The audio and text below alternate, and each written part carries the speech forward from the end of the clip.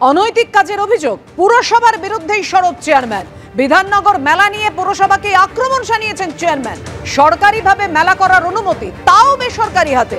আমার মনে হয়েছে এতে বেশ কিছু আইনি জটিলতা রয়েছে। জটিলতায় জড়াতে চাইনি, তাই অনুপস্থিত ছিলাম। বিধাননগর মেলার উদ্বোধনে গড় হাজিরা নিয়ে এমনটাই দাবি করেছেন সব্যসাচী দত্ত। আর কি কি অভিযোগ করেছেন তিনি দেখুন। গতকাল থেকে শুরু হয়েছে বিধাননগর মেলা উৎসব, কিন্তু সেই উৎসবেই শুরুতেই গড় হাজির বিধাননগর পুরসভার চেয়ারম্যান সব্যসাচী দত্ত। আমাদের সঙ্গে রয়েছেন সব্যসাচী বাবু। সব্যসাচী বাবু, আপনি প্রথম দিনেই গড় হাজির, এবং গড় হাজির কেন? দেখুন, গতকাল বিধাননগর মেলা উৎসব 2024 শুরু হয়েছে।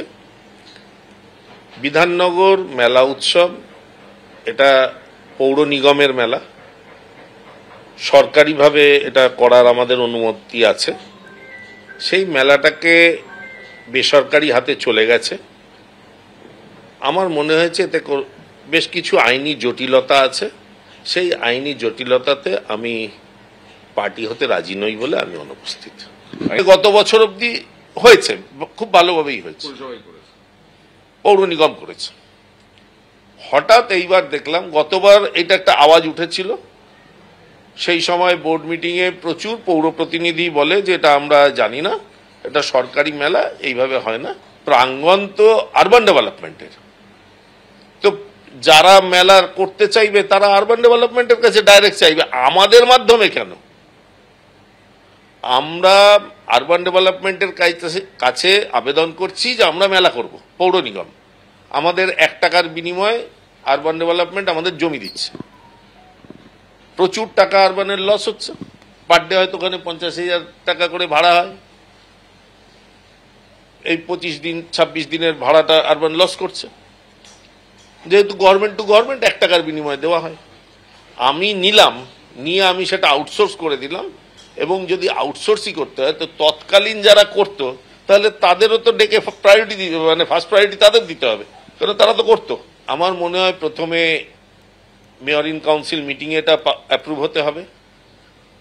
সবার আগে মেলা প্রাঙ্গণটা, বইমেলা প্রাঙ্গণটা আরবান ডেভেলপমেন্টের থেকে আমরা আবেদন করেছি, পেয়েছি।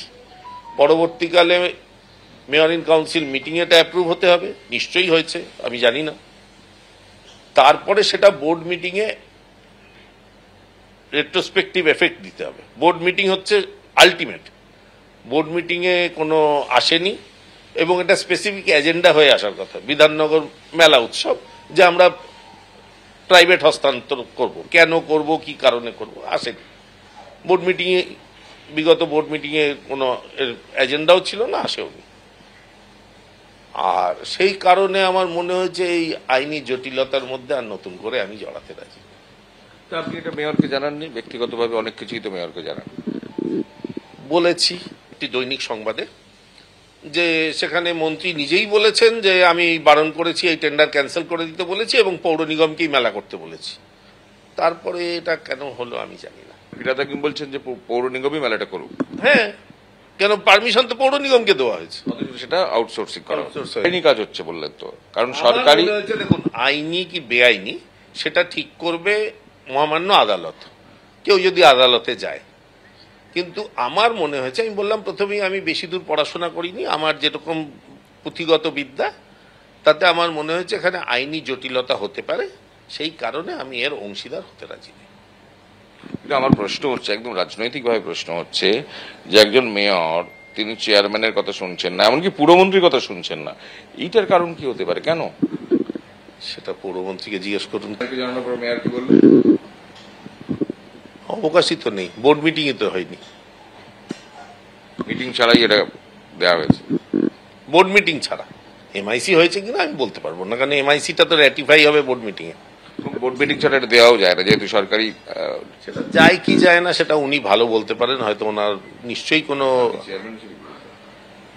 চেয়ারম্যান হিসাবে আমার মনে হচ্ছে, আমার এই 30 বছরের এক্সপিরিয়েন্সে, যেটা আইনত হয়তো ঠিক হয়নি।